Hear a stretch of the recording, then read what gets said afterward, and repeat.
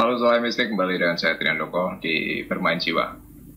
Video kali ini masih kelanjutan dari tutorial penyembuhan DNA. Di video sebelumnya, kalian sudah melihat bagaimana mekanisme kerjanya. Nah, di video kali ini saya jelaskan berapa langkah yang harus kamu lakukan supaya kamu nanti bisa melakukan sendiri, mencoba sendiri penyembuhan DNA ini dengan meditasi mistik.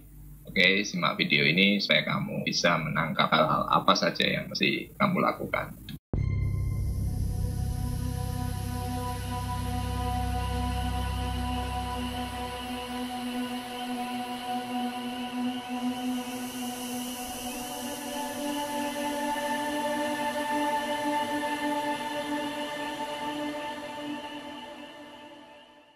Oke, yang pertama saya akan berikan kalian gambaran terlebih dulu bagaimana mengaplikasikan penyembuhan DNA ini lewat meditasi mistik.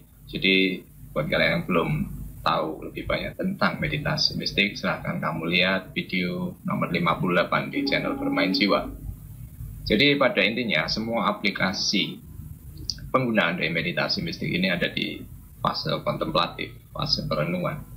Nah, nanti ketika kamu mengaplikasikan penyembuhan DNA ini ada beberapa pilihan angka atau nomor yang harus kalian pilih dari intuisi kalian. Maka meditasi mistik itu adalah sarana kalian terkoneksi dengan alam bawah sadar kalian, dan dari angka-angka itu nanti ada serangkaian langkah yang mesti kamu aplikasikan sampai akhirnya kamu mendapatkan review keseluruhan apa yang ada di balik memori DNA-mu. Nah, dari situ nanti baru kamu bisa memprogram apa yang ingin kamu rubah dalam DNA-mu itu sendiri.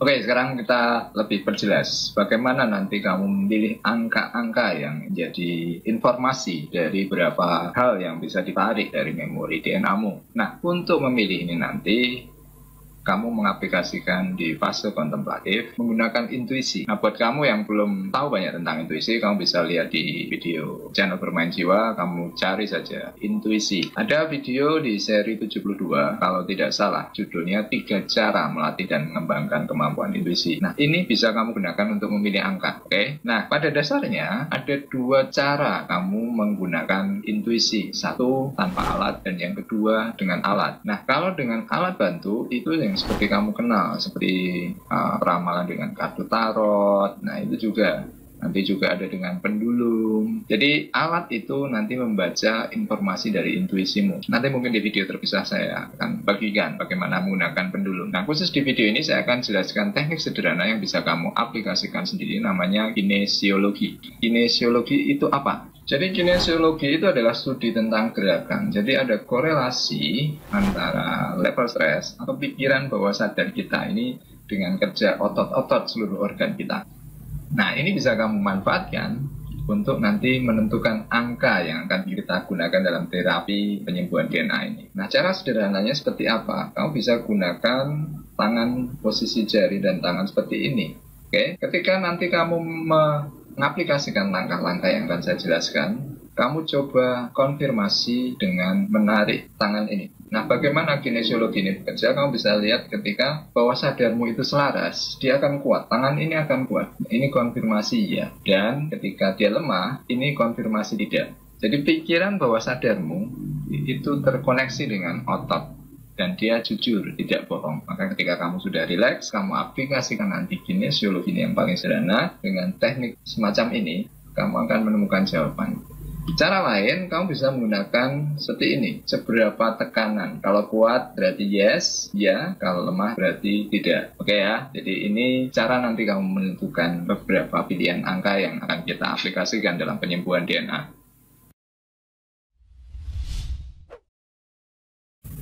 Oke, sekarang saya akan lanjutkan tentang langkah penyembuhan DNA.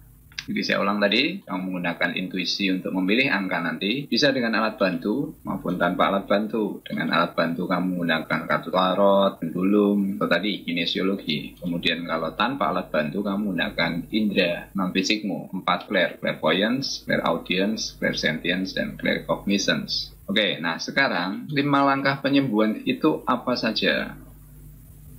Jadi 5 langkah penyembuhan. Yang pertama, ini ibaratnya kamu menjalani satu skenario kehidupan. Oke, kamu seperti menangkap tema apa dari film yang kamu jalani sekarang. Jadi pertama itu menemukan tema cerita perjalanan hidupmu. Kemudian yang langkah kedua nanti, kamu berusaha menemukan kaitan dengan kisah pendahulumu, kisah leluhurmu. Kemudian yang ketiga, kamu berusaha memahami bagaimana cerita dari warisan leluhur tadi mempengaruhi perjalanan hidupmu. Kemudian yang keempat, baru setelah itu nanti kamu mencoba menciptakan perubahan dalam hatimu. Berusaha menetralisir. Nah, langkah terakhir nanti baru kamu membuat kisah barumu. Artinya apa? Kamu memprogram ulang kehidupanmu lewat DNA yang sudah saya jelaskan.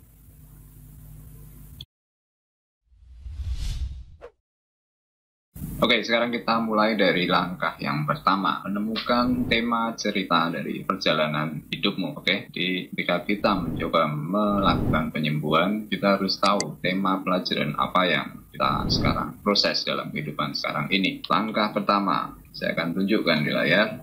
Oke, jadi ada berapa tahapan nanti di sini. Yang pertama kita mengidentifikasi tema ceritamu. Bagaimana caranya? Oke, kamu pusatkan fokusmu di hati, di jantung. Kemudian bayangkan ada cahaya emas turun masuk lewat cakra mahkota. Pusatkan di dada, cahaya lagi. Lalu kamu pilih angka dari 1 sampai ke 5. Oke. Angka apa yang muncul dari entah itu intuisimu lewat penglihatan, lewat pendengaran, lewat sensasi suara, atau juga mungkin dari getaran. Nah, supaya lebih terarah, kamu bisa mempraktekkan apa yang tadi saya katakan tentang kinesiologi. Jadi misalnya seperti ini, kamu fokus, bayangkan cahaya emas turun, masuk, kemudian berhenti di dadamu, lalu kamu aplikasikan tadi. Misalnya mulai dari angka 1, berapa kuat? Oke, angka 2, angka 3, angka 4, angka 5. Oke. Nah, angka mana yang paling kuat untuk menjadi tekanannya itu terlepas? Berarti itu adalah angka yang dipilih oleh alam bawah sadarmu. Setelah nanti kamu menemukan angka tersebut, kamu baru buka kunci jawabannya. Di sini saya sudah cantumkan. Jadi angka 1, tema ceritamu itu adalah pengabaian.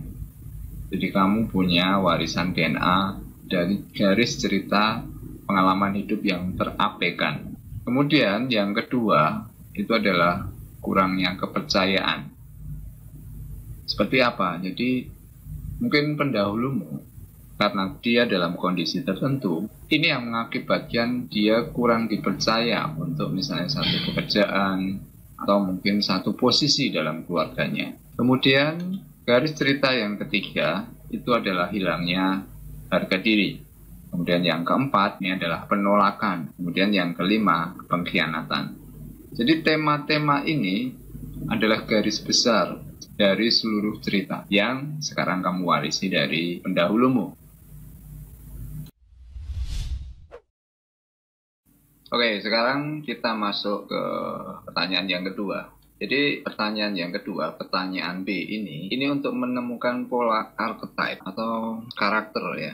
Kemudian elemen dan juga gangguan energi nanti terkait dengan emosi maupun organ yang ada dalam diri kita. Jadi kalau kita bicara penyembuhan DNA ini kan holistik keseluruhan. Nah, pola archetype ini yang sering digunakan dalam penyembuhan metode Cina. Jadi kalau dalam metode Cina itu ada 5 elemen, kayu, logam, air, api, dan tanah.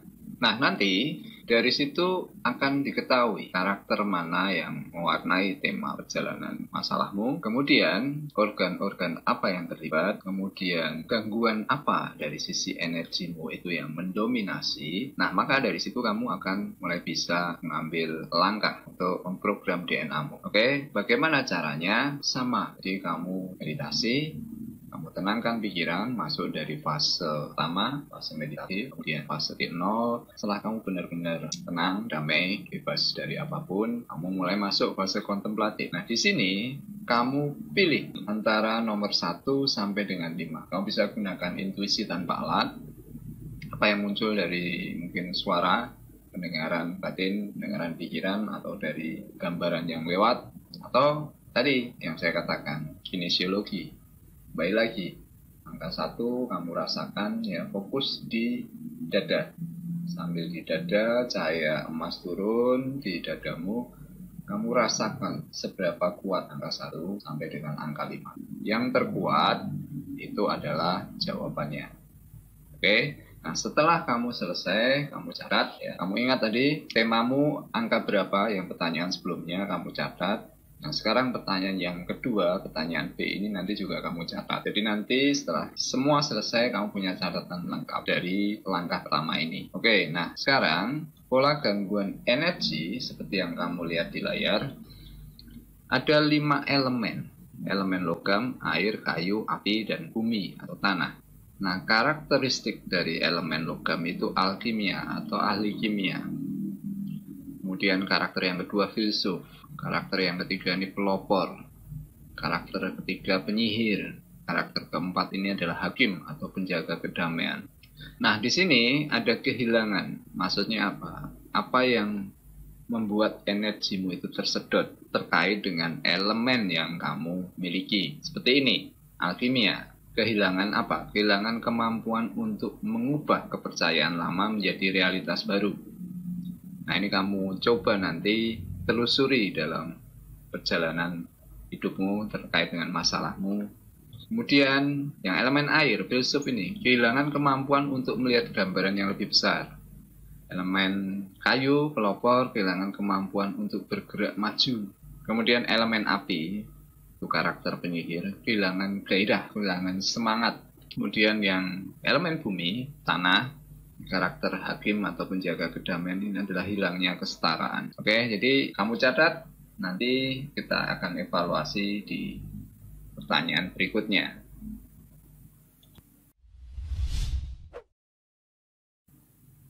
Oke, sekarang untuk pertanyaan yang ketiga, pertanyaan C, masih terkait dengan menemukan tema dari masalah kita untuk memprogram DNA ini.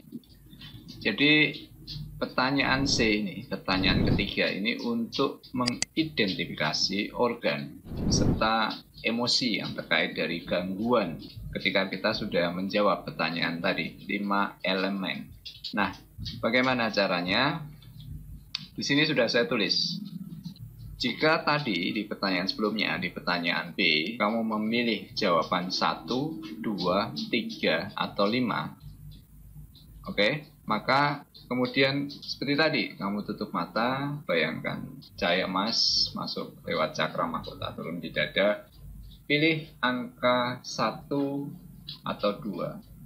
Oke.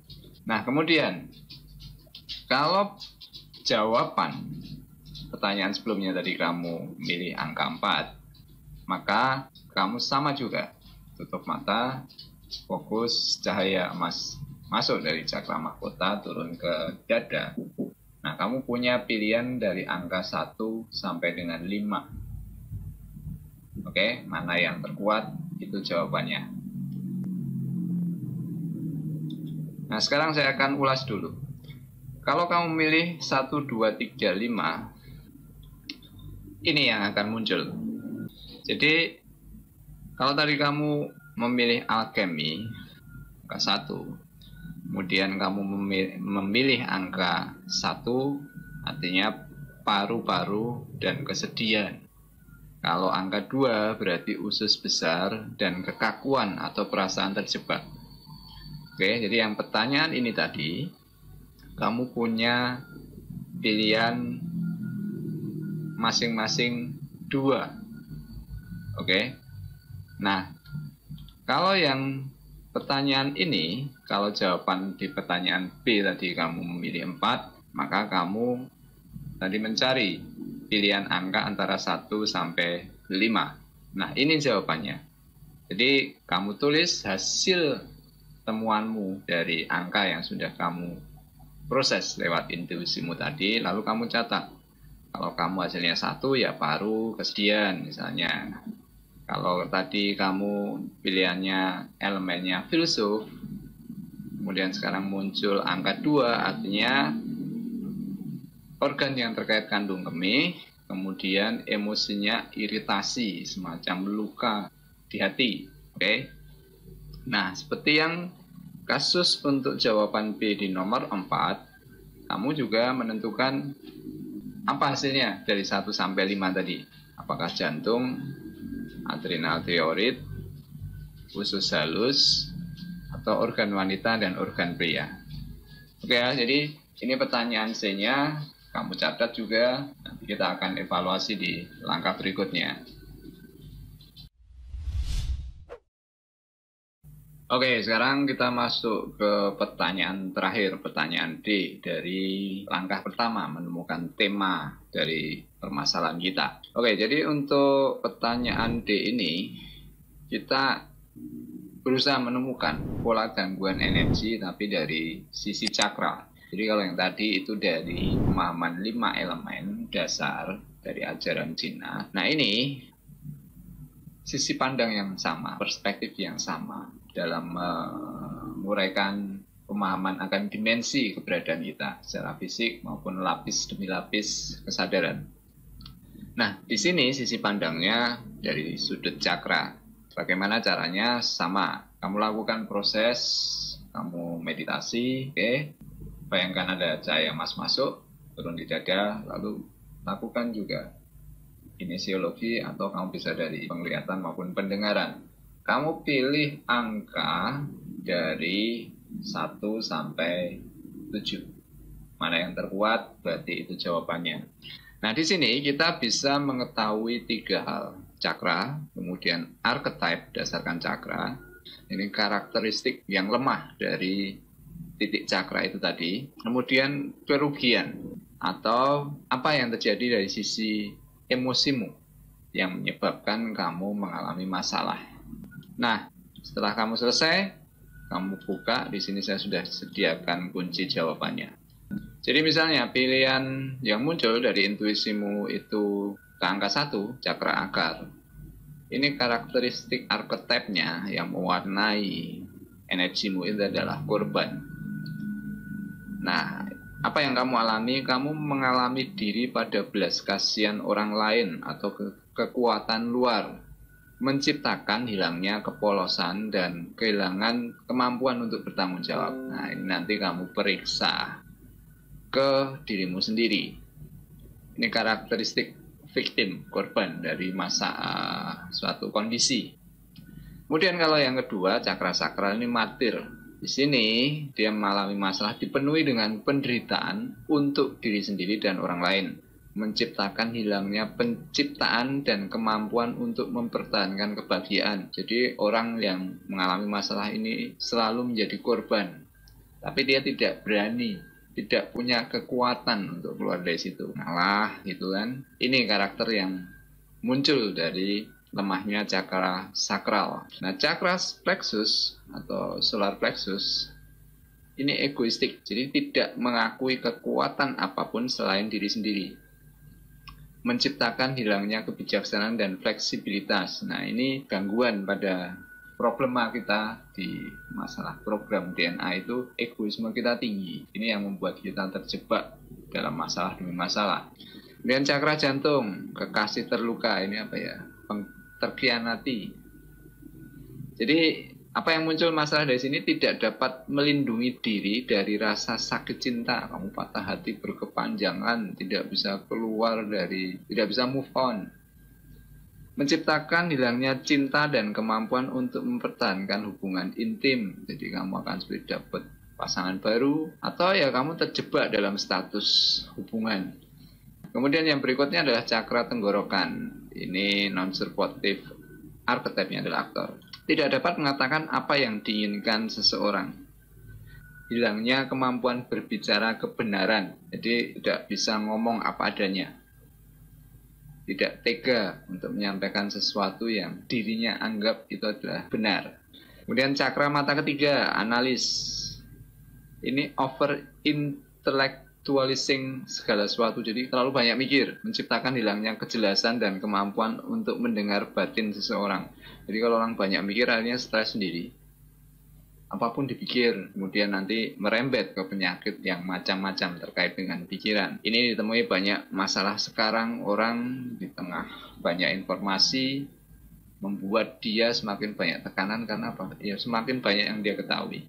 Kemudian cakra mahkota, separatis, melihat semua hal yang terpisah satu sama lain, menciptakan hilangnya koneksi ke sumber ilahi. Jadi kamu terputus dengan dimensi ilahi, terputus dengan Tuhan. Kamu merasa kesepian, merasa tidak punya pegangan. Nah, kasus-kasus ini terkait dengan cakra mahkota. Oke ya, jadi sampai di sini dulu video kali ini. Saya sudah menjelaskan langkah pertama untuk mengetahui tema permasalahan yang kamu hadapi. Kamu kumpulkan tadi jawaban dari pertanyaan tiap pertanyaan, kemudian nanti kita akan hubungkan dengan pertanyaan berikutnya dan sampai nanti pada langkah yang terakhir kita bisa memprogram DNA kita. Semoga video ini bermanfaat. Kalau kamu suka silahkan berikan like, kamu bisa share juga. Kita akan ketemu di video lanjutan dari penyembuhan DNA ini.